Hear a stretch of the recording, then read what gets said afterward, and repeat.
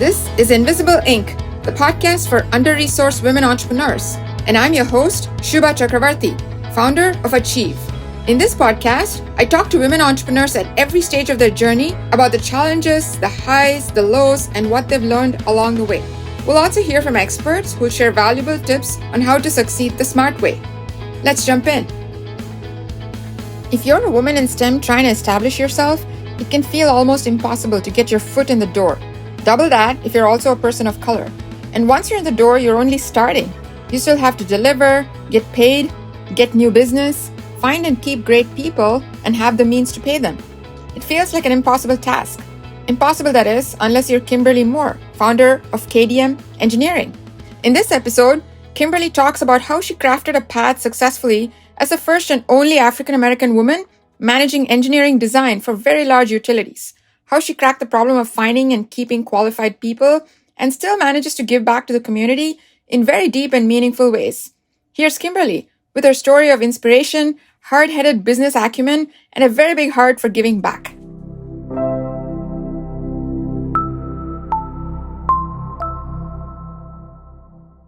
Good afternoon, Kimberly. We're delighted to have you here. Thank you for joining us today. Thank you very much for having me. So you have a really interesting background. I was looking up. You have a very strong STEM background. You're pursuing a PhD. Tell us a little bit more about you and how you ended up on the entrepreneurial path. I've always been really, really good at math and science, so I knew whatever I was going to do was going to be in that realm, right? I did not know what engineering was coming up, and I was introduced to that my senior year, really, at Whitney Young High School.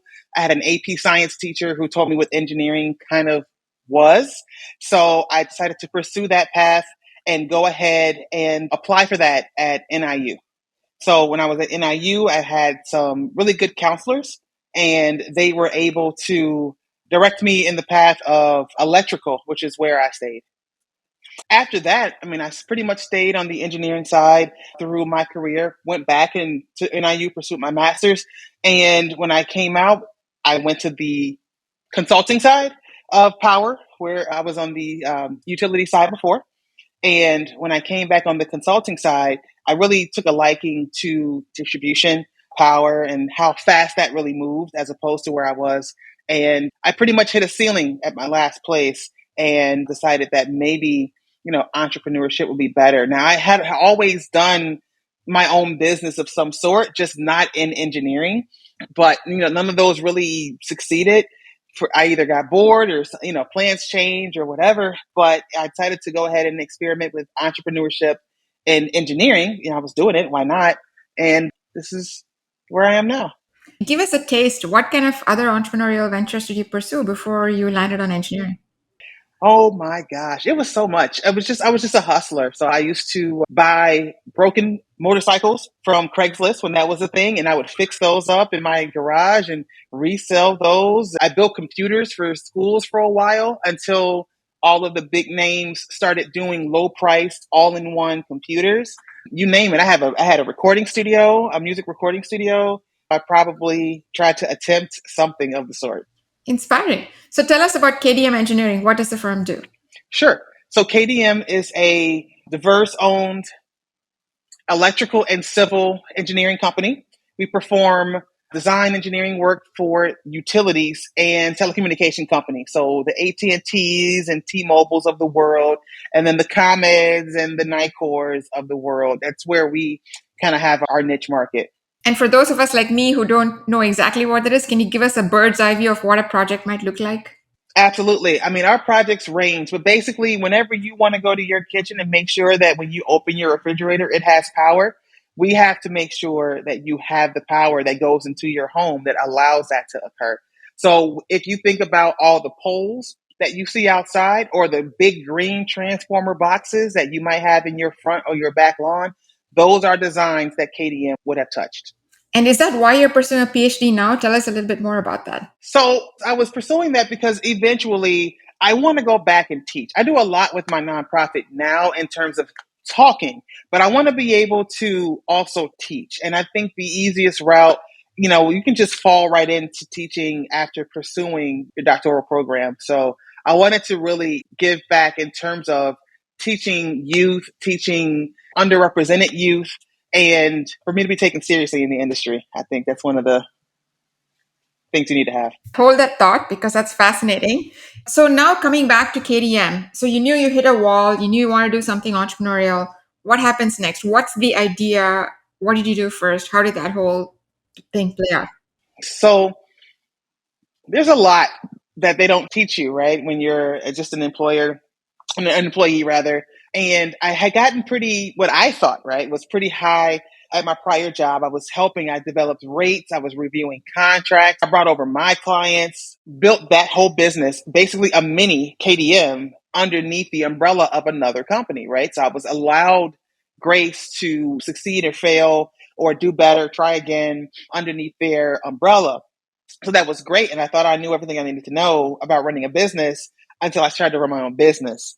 And that's when you learn more about HR and you learn more about IT needs and you learn more about employees or people in general, right? And contracts in terms of relationships. Because I will say the one piece of advice that I was given from my first client, who was ComEd, was before they would give me business, they said, hey, listen, we know who Kimberly Moore is. We know your reputation as an engineer on your own, but you're not going to be the one doing these designs. We don't know who KDM is.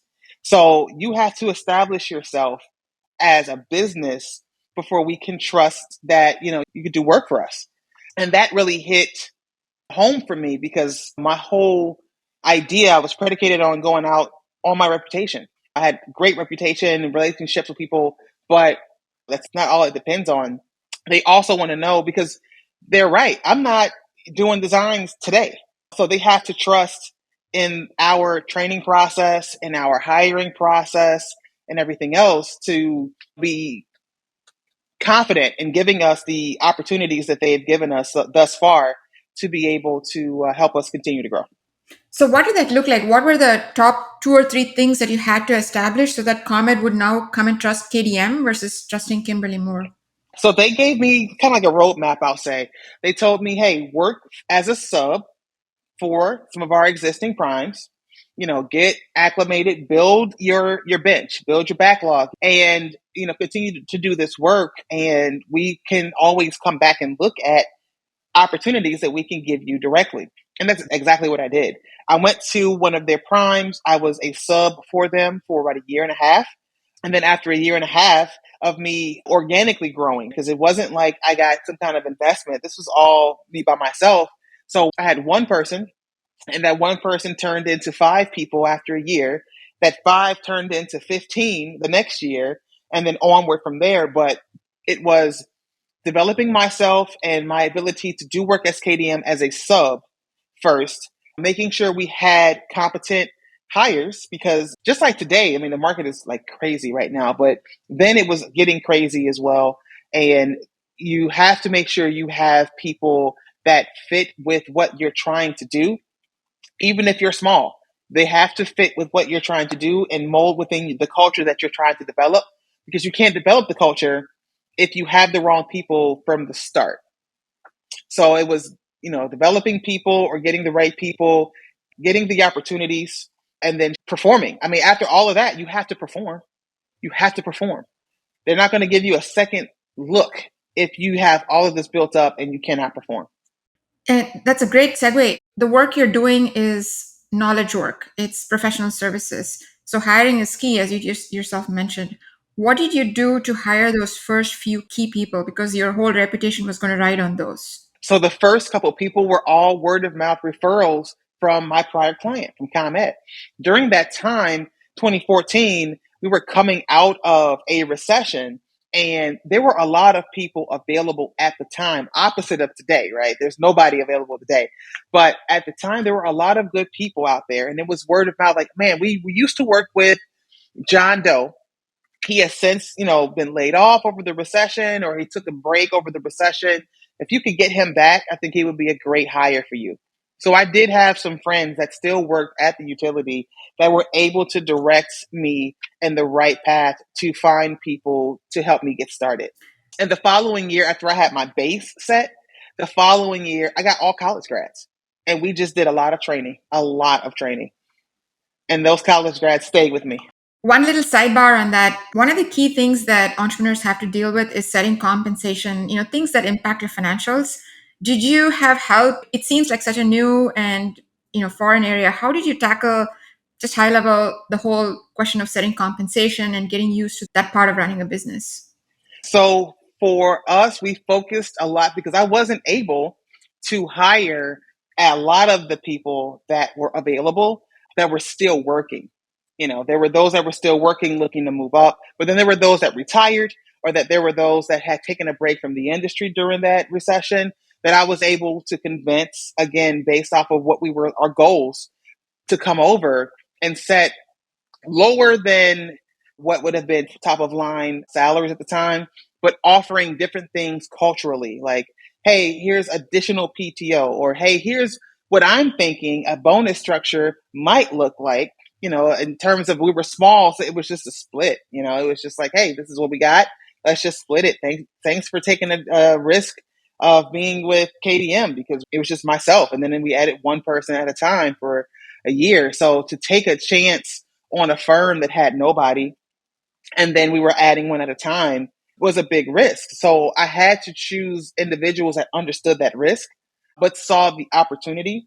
And those individuals understood at the time that I might not get as much as if I were to come out of retirement and go directly back to the utility. But it's not about the money. It's about having a good reputation, doing good design work, not being super stressed, having a lot of, PTO, and eventually being a part of something that we know is going to be greater.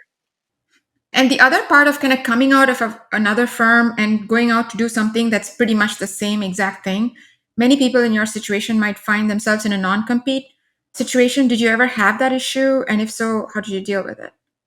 I didn't have that issue. Again, the firm that I worked in before, KDM, was also a small firm when I got there. So they weren't small like KDM small in terms of like 5 people, but they had probably 100 people, 90 something people.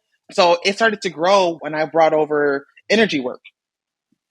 That's when it started to grow. And then we had all these different departments, and the other departments grew, but they were able to make good profit, good revenue on the energy side, which allowed them to grow in other areas as well. So they began to grow, but you pretty much knew everybody at the company when you were working there, and you spent a lot of late nights. You went out together, you got on the train together, and everything like that. So I was really graciously brought over by my prior supervisor and the owner of the company, and there was a really big trust factor there, and it was great. I had a great time. As a matter of fact, I don't think that had the recession happened, had my father, he got sick during that time, had he not gotten sick, I probably would still be there.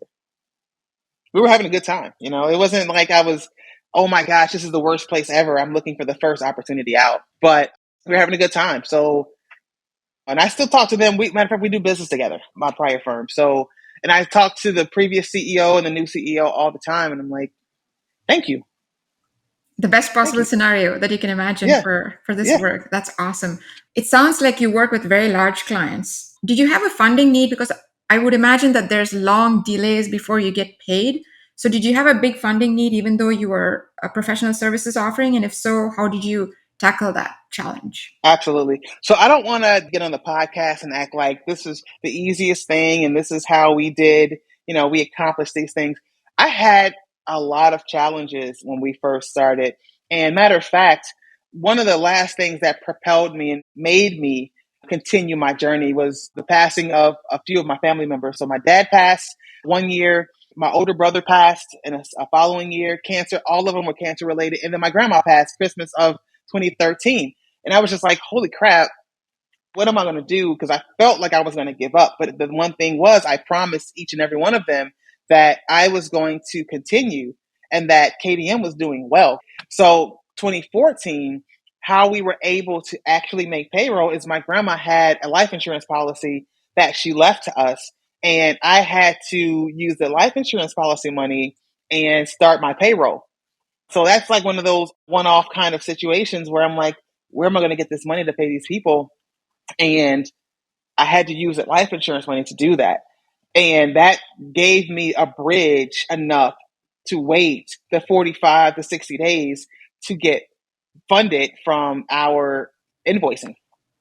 And then we get to the whole matter of banking. The banking system is there for when you don't need them. They're not there for when you do.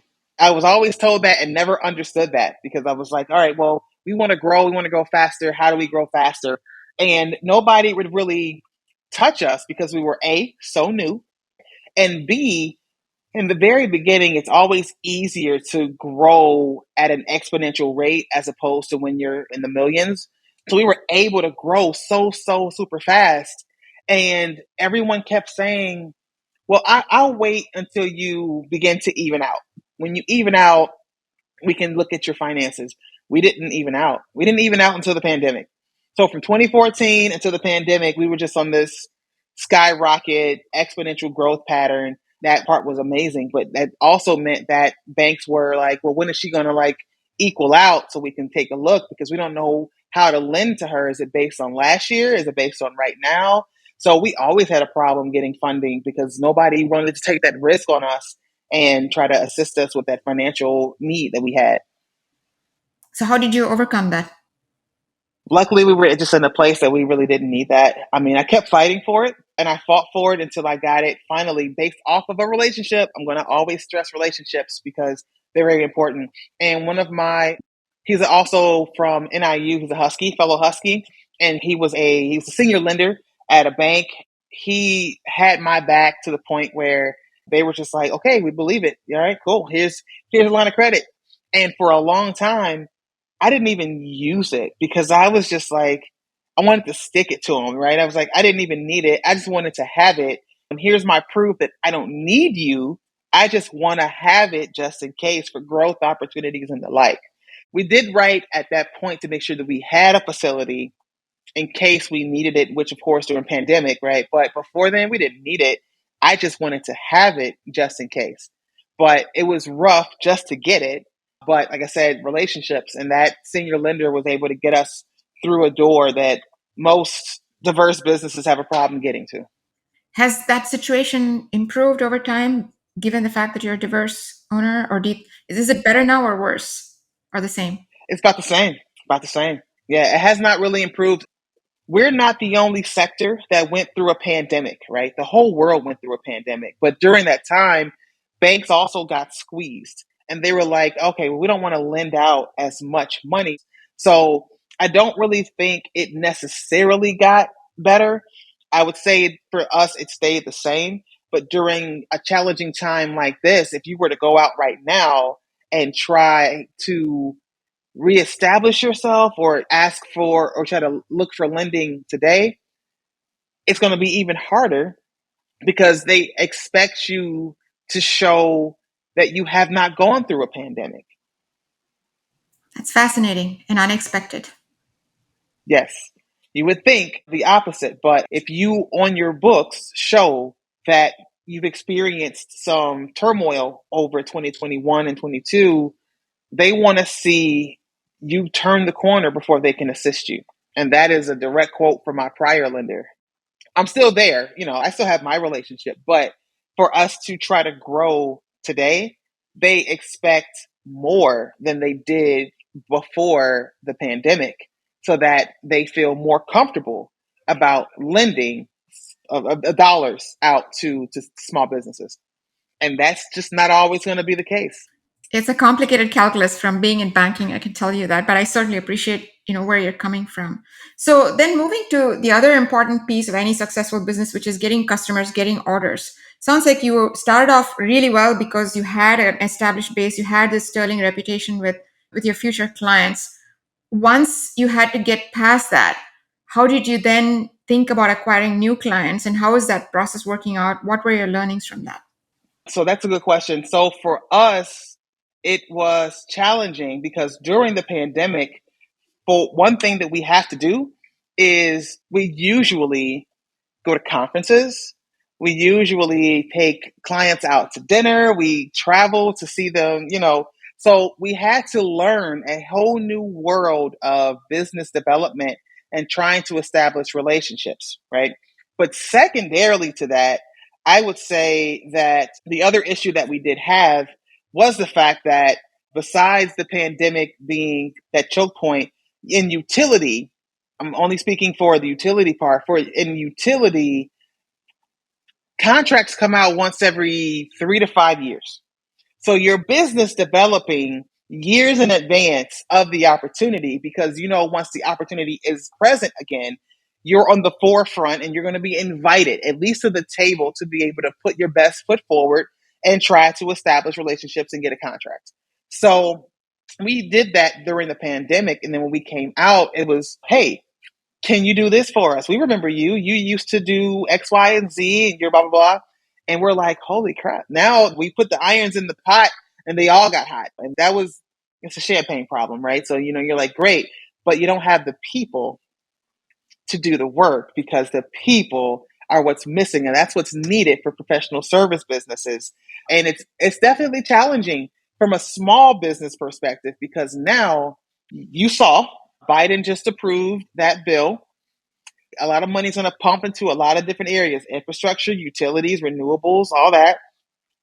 That's my space. So we have a lot of big companies now that are coming into my space that weren't in my space before. So it's going to be a body of work that everybody can get a piece, right? And sit at the table and eat. It's just who is going to develop the talent and keep the talent. It's always a matter right now with today's generation of keeping the talent, and who is going to be able to be repetitive, come back and do great work, great quality, great safety, and be competitive and repetitive, in the market. So I want to say positive, because we all get a chance to eat, and it's not just like the big five or whatever can do something, but that the big five are coming in and they are definitely making their presence felt. I will say that. We're rooting for you, so you can be sure. Thank you. Thank you. So you mentioned this fact about being competitive brings up an interesting point. You face these bid opportunities, sounds like every 3 to 5 years. Now, clearly inflation is super high, and then you're locked into rates. Can you talk a little bit about how you approach pricing without disclosing anything proprietary, just a philosophy and an approach to how you smartly price your offering? So the one thing, again, I'll go back to when I first started. The one thing I did not understand as an employee was what was baked into the rate that my company had for me. So I didn't understand that until I started my own business. And I was like, wait, you guys think I'm making all this money? Like, I'm not paying you $50 an hour and I'm charging out 100. I don't make 50. There's your benefits, there's your insurance, there is the rent, the lights, the computers that you use, the software. Like, there's all this stuff that gets baked into this overhead rate. And most companies only do like 10% profit. It's not a lot. That means for every $50 that, $100 that I charge out, you make 50, I make 10. So it's not as bad. Now it's different, obviously. I'm not going to say every company is like that, but I know here, I can only speak for here. We have those conversations and we try to show our employees transparency and say, hey, this is how much this is. This is how much it costs for you to be here. And then this is how much we're going to get. If you go back and you do something wrong on the project and have to work more that we can't charge the client to, that little bit of profit just went away. And if you have to do it a third time, hopefully you don't. But if you do, then now I'm in the negative.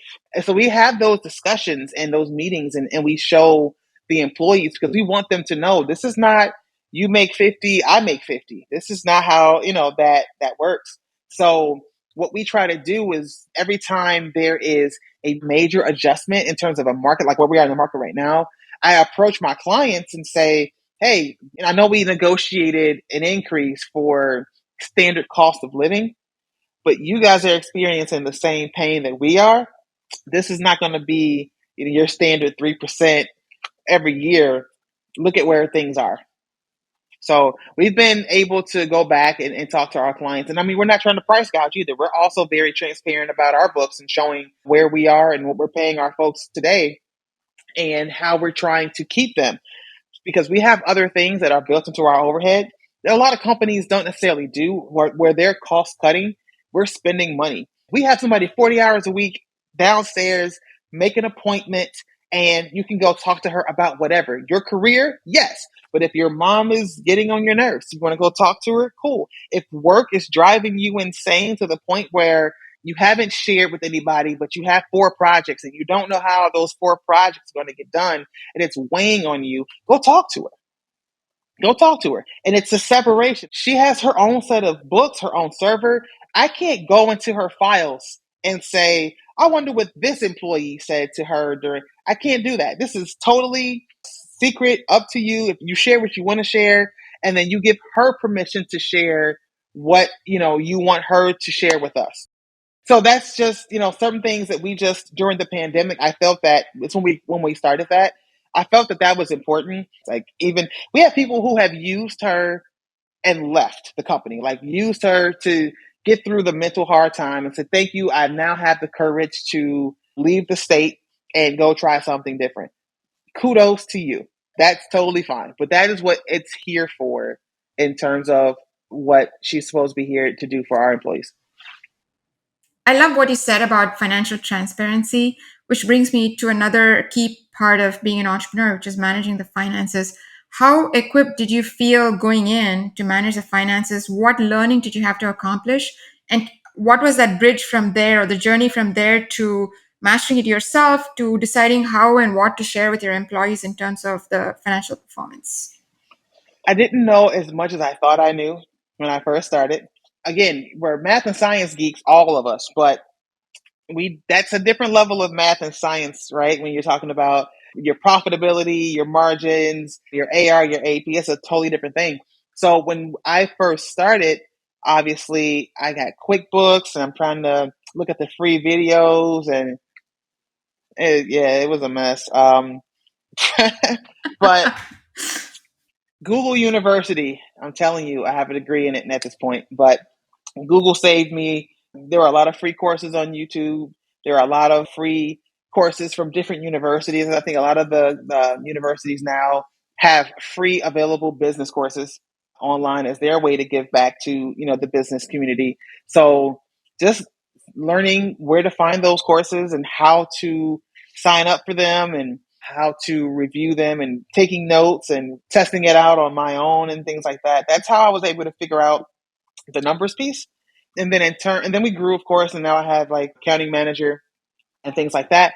But from the transparency standpoint, I just knew what I wanted to know as an employee. And granted, I'm not going to get all the way down to the weeds about how much my rent costs and how much the professional liability insurance is renewable and what the increase. I'm not going to get down to that, right? But in terms of just having a little transparency to let them know that we aren't out here, at least KDM is not out here splitting a rate down the middle and saying, you take this and we'll take that. There are actual other things that need to be taken account, because I also feel like that today's generation of workers, they're asking these questions. Like they want to know. And it's not that they want to know so they can all go out and start their own business. They want to know because they want to see how companies are valuing them. And is there room for an increase? Like, am I performing well on this job? Am I meeting expectations, or do I have work to do in terms of, my career growth and expectation setting?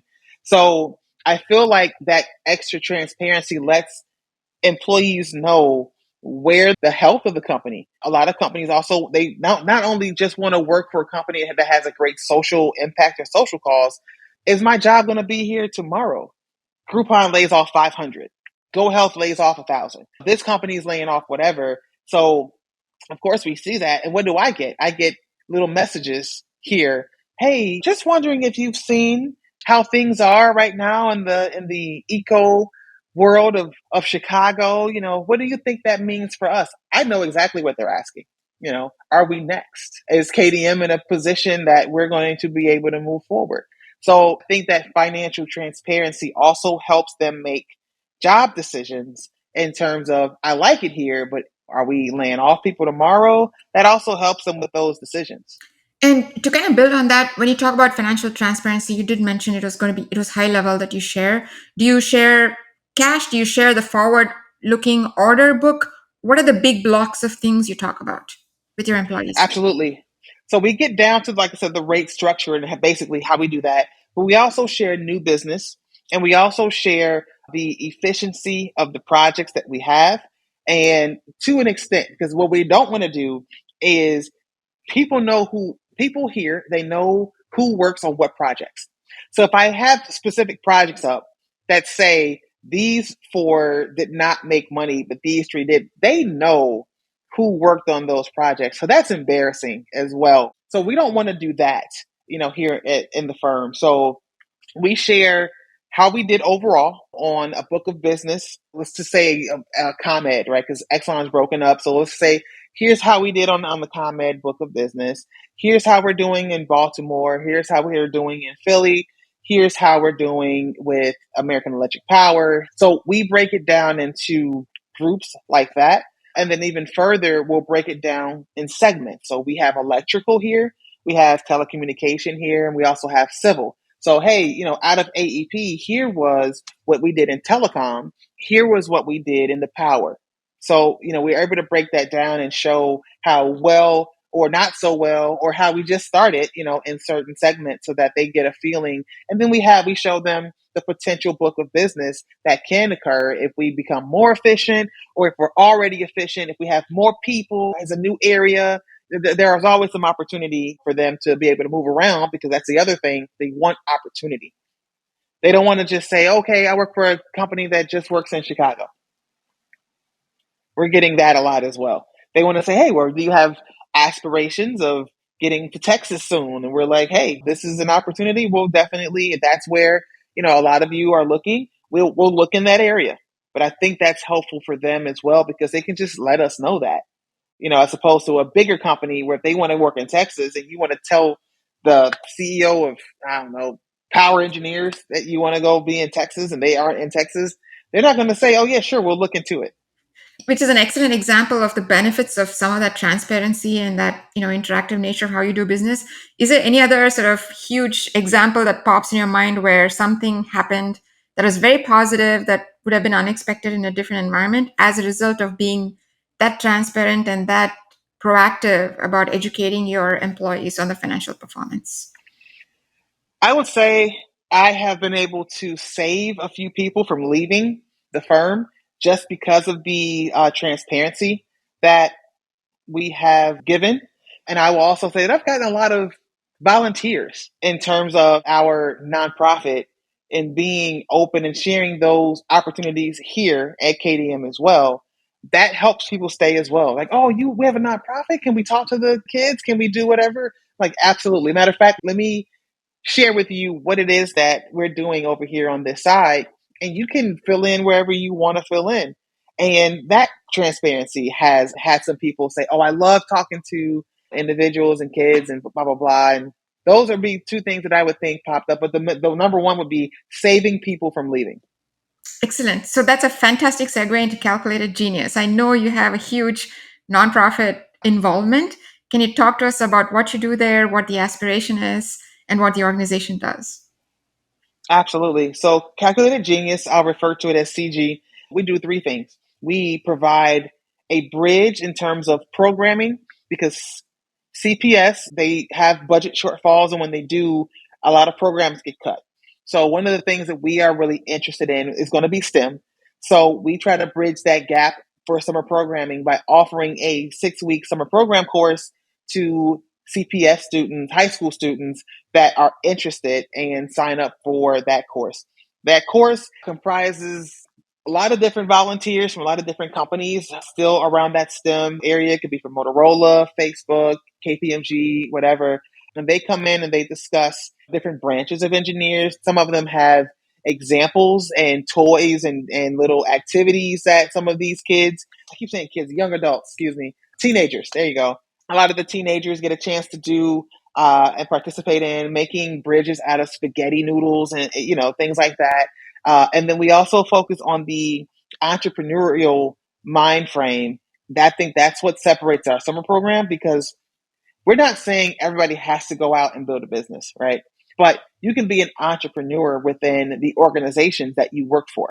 You can control your career within the organizations that you work for. So we just make sure that that mindset is there that they don't have to be complacent just being this person who sits here every single day for 30 years. Like, you can do something different.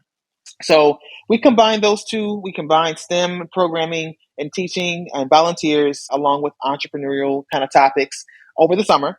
And the next tier is we give scholarships to women going to college in computer science or electrical engineering or engineering, not even electrical. I'm just being selfish, but engineering of any kind and computer science, we give scholarships. So we have a whole program application. We, as a board, we review every single application and decide who is going to get what size scholarship. They range from $500 up to $5,000.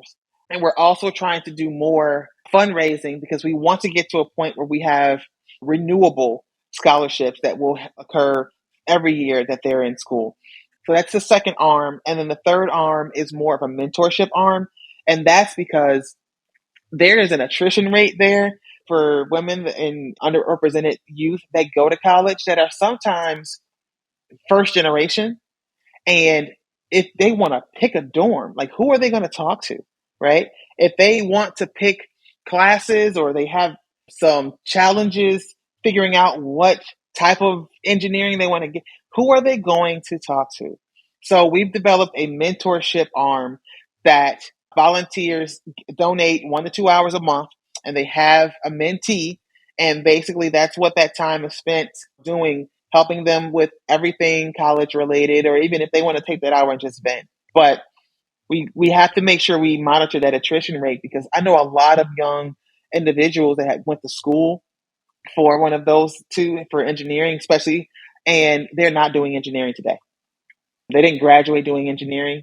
They loved engineering, but when they graduated, they were just like, they spent a year in it. I know some that spent a year in it and they didn't feel welcomed where they were, so they got out and went to go do something different.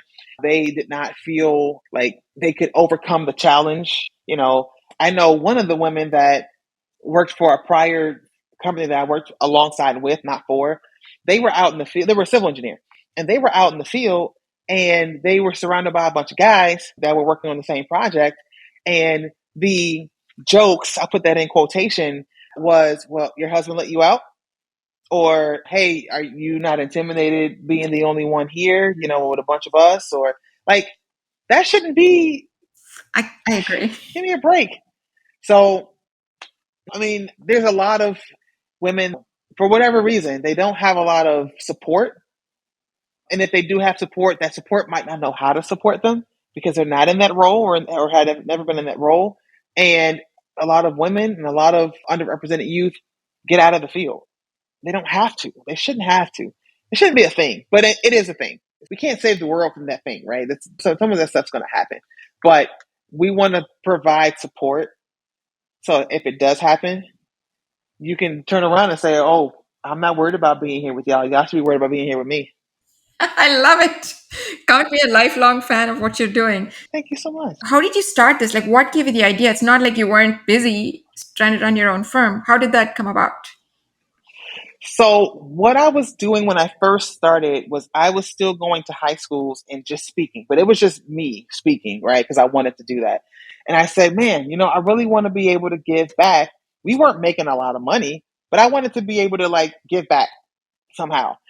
So the whole line of thinking was, all right, how do I give back?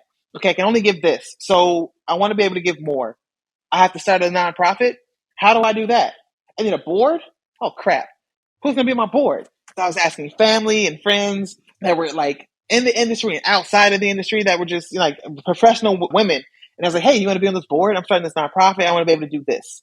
So then I went to another few friends and I said, but I got scholarships when I was in school. I can't tell you who I got scholarships from, though. And I said, man, I don't want to be that organization that just blindly gives out scholarships and nobody comes back and helps us do anything else, right? So we had to do something else. And somebody was like, programming.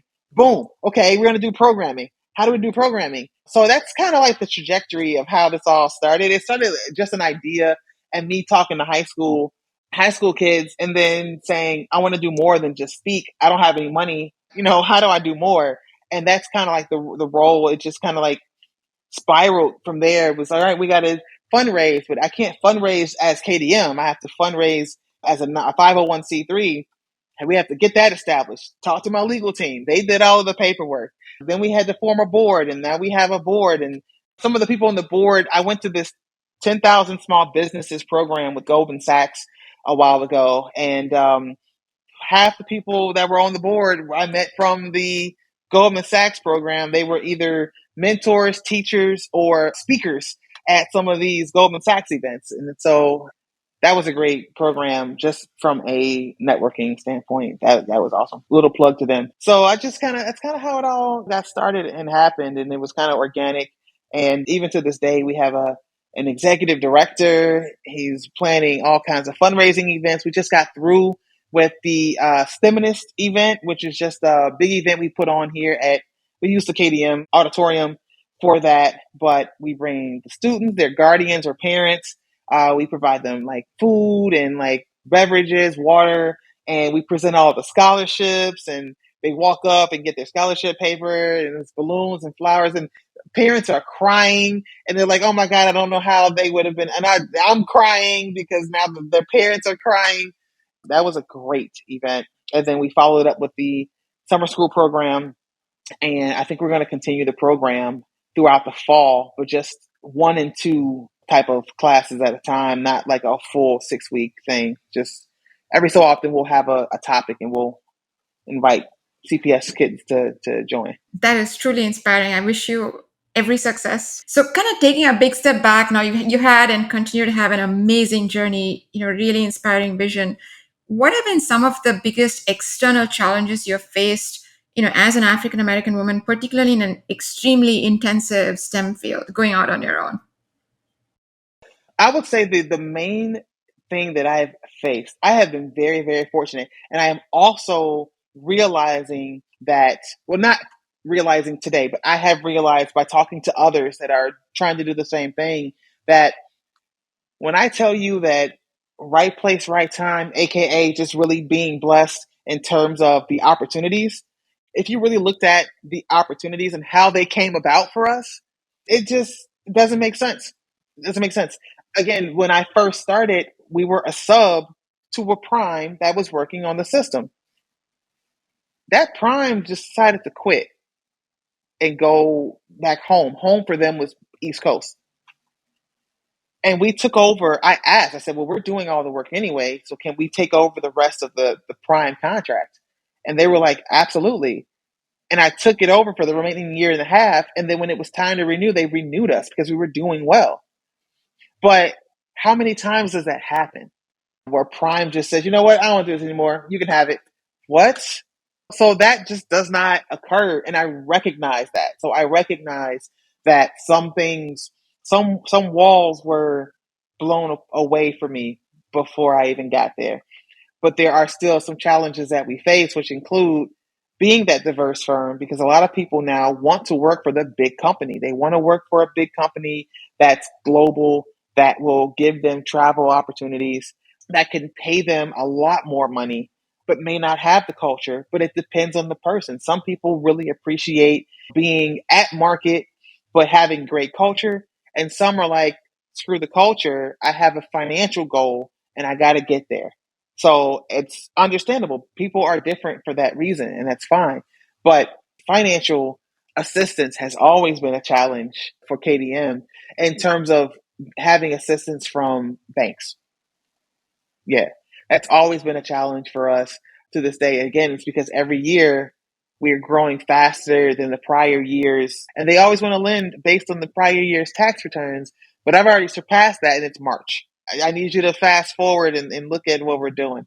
But again, thankfully, we weren't in a position prior to the pandemic to really need it. Been very fortunate there. Our pathway has definitely been, a different type of pathway to get to this point, because we are still, I believe, the only Black woman-owned engineering firm that's a prime for Exelon. We also, I believe, were the youngest firm that they had ever kind of like brought on to their system back in 2014. They took a huge risk, on us being prime. And luckily, we have performed. Not surprised, but great to hear. Yeah. So clearly there have been external challenges. Have there been moments, dark moments inside, internally, when you felt, how can I pull through this? Or you had to really dig deep into yourself? And if so, what were those and how did you get over those? I say now. I mean, this pandemic, I think, affected everybody, right? So I don't think I stand alone in that. But at the same time, I can only speak for me. And with that said, this past year, 12 months from like the summer of this year to summer of last year, has been a roller coaster. Like, we were on the way up of this roller coaster for years. And now we're finally having our first, I'll call it a market correction. We've never had a market correction. We've just continued to go up and up and up and up and up. And this is the first market correction that KDM has ever seen. And because of that, it does give me some pause, and it does give me times of reflection where I'm like, did I do something wrong? What did I do? What did I say? Where did I turn? There was a fork in the road somewhere, and I took a wrong turn, or maybe I went straight. I'm not sure, but I'm in that now, and I don't have a response in terms of what I did to get out, because we're still trying to get out. And when I say trying to get out, is we had again, instead of the bigger companies seeing the opportunity in power, saying, you know what, now is the time to groom fresh grads coming out of school so that they will be ready and we will be ready to take on all the additional work. They said, no, screw this. We're just going to grab people from other small businesses. And that's what they did. And we, being the smallest, the youngest on the system, when you grab 30 people from KDM, you're grabbing, with experience, you're grabbing my entire workforce, everybody that knew how to work on the system of that frame of 5 to 8 years old in terms of how long they've been, that we trained and groomed, they were all swept. And that's where I mean that dark space. I was like, what did I do? What did I say? What didn't we provide? But in our exit interviews, and based on the fact that I still talk to a lot of them, it wasn't about KDM. It was about the different opportunities. Being able to work in Hawaii, being able to be in Georgia, Texas, Florida, places where we just are not currently, and working in different areas of engineering, not just distribution, because all KDM does in power is distribution. Not having those additional opportunities really, enticed a lot of our older staff to say, all right, I've done this for 5, 6, 7 years. Let's try something different, and it didn't matter in terms of the big companies. It didn't matter for them where they got the talent. It's one of the talent. So they can take on this work now, right? So it's a business move. It's nothing personal. It's a business move, but it's personal for me because obviously I had these individuals from when they graduated until now. So for me to see them all begin to go during 2021, you're like, whoa, what's happening? Like, where are you leaving? And of course, my first thing is, why are you leaving me? They're not leaving me. They're leaving KDM. And as a business owner, sometimes it gets a little hard to delineate between the two. I would say that is kind of like that spot for the pandemic, because 2020 was our best year ever.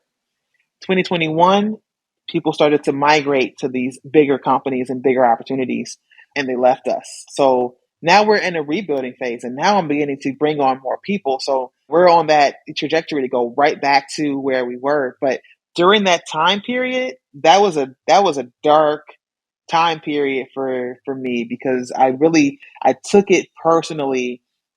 And then when I stopped taking it personally, basically I allowed myself grace to say, all right, whatever you did, let's think about it, let's write it down, let's make sure this doesn't happen again in this way. I mean, who knew about the pandemic? But let's make sure we have some lessons learned there. Now it's time to move. Now it's time to continue to go. You can't just be here and feel bad for yourself. Stuff happens. They did what they did. People left. Congratulations to them. I still talk to a lot of them. And let's go. We got to go. We can't sit here. It also sounds like your natural desire to mentor, to help people grow, stood you and stands you in good stead, because that is the core of professional services, is being able to keep that churn, being able to attract the people. So I wish you all luck Yeah. in that endeavor. Thank you. So Thank you. looking back, one of the things they always say is, when you're in dark times, look back on what you've accomplished. Is there anything that stands out that says this was the proudest moment, or this was the moment where, it really stands out in my mind? I have a few. The individuals that have left, we had some bonds. I was able to travel with them. I was invited to weddings in different countries. I was invited to meet their families. So I was able to literally, watch them grow from graduation all the way through marriage and kids and everything else.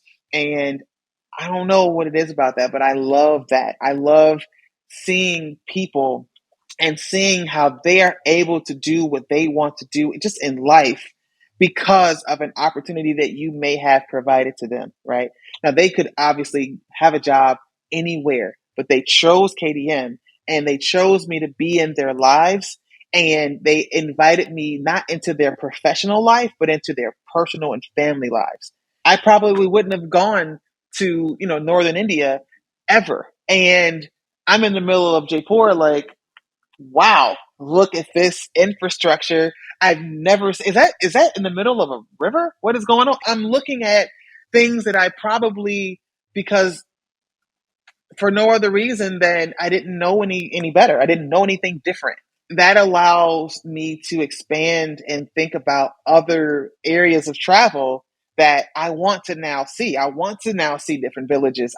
Because I was able to do that with my employees, aka some of my good friends. I would love to go back to Beijing with one of my employees and meet their family again and everything else. So, again, just those experiences, I just would have never had them, if I did not.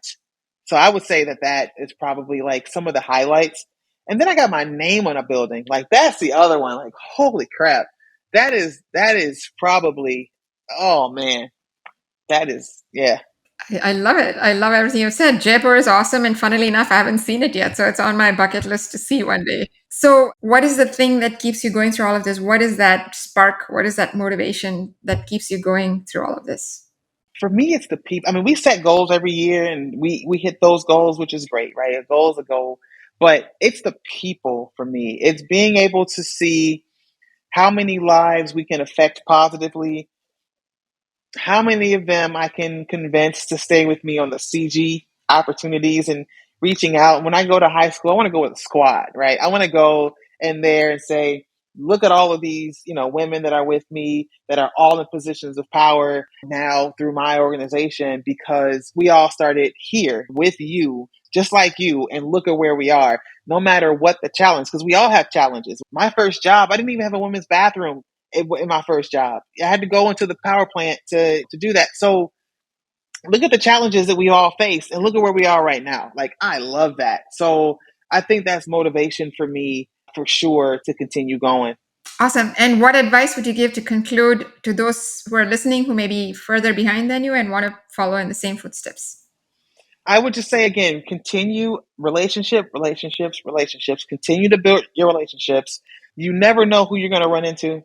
I am not a fan of burning bridges, no matter what. I've been done wrong by so many different clients and opportunities, but you know what? You write it down. That's a lesson learned. And then you move on, because they might ask you to do something in the future, right? But now you know what happened in the past and you can make a smart decision on whether you want to continue that relationship. And if that relationship and doing that project gets you notoriety to somebody else, that you don't have to know, you no longer have to go through this person or this company, and now you can be direct to this person. So maintaining your relationships and taking time to give yourself grace when things don't go the way you think they're supposed to go and the timing that you think they're supposed to be done in. Wise words, and I'm sure I can use them myself. Thank you. Thank you, Kimberly. This has been truly one of the most fascinating conversations and one of the most inspiring. Thank you so much. I really appreciate the time, the wisdom, the insights that you've shared, and I wish you and KDM all the very best, and CG as well. Thank you for the opportunity. I really appreciate this talk today. I found Kimberly Moore, her vision, and her journey inspirational at a whole different level. My big takeaways? 1. You need to be alert to and pick up small cues to build big things. Her entrepreneurial journey started as a small tip from a high school science teacher, picked up momentum as she progressed on the path it opened up, and then really transformed what it could become in the way that she founded and still runs her business as well as her nonprofit. What cues are you getting in your own life today that could seed big things tomorrow? 2, she took every opportunity she could to dabble, try, experiment, and just do stuff. She tried different things, but was always grounded in taking action, not just introspecting and planning. What can you do today to express that inner pull in concrete action? 3rd, she was incredibly strategic about navigating within the rigid framework of how utilities do engineering design. And yet, she managed to grow beyond that to build something new, unique, and quite remarkable out of it. How can you work within and then transcend whatever restrictions or constraints you face in your entrepreneurial environment today? Make it happen. Thanks for listening to today's episode. We have show notes and more at achieve.co. That's ACHIIV.co/podcast. Like what you heard? Hit subscribe and share with a friend. See you on the next episode. Now, go be an achiever.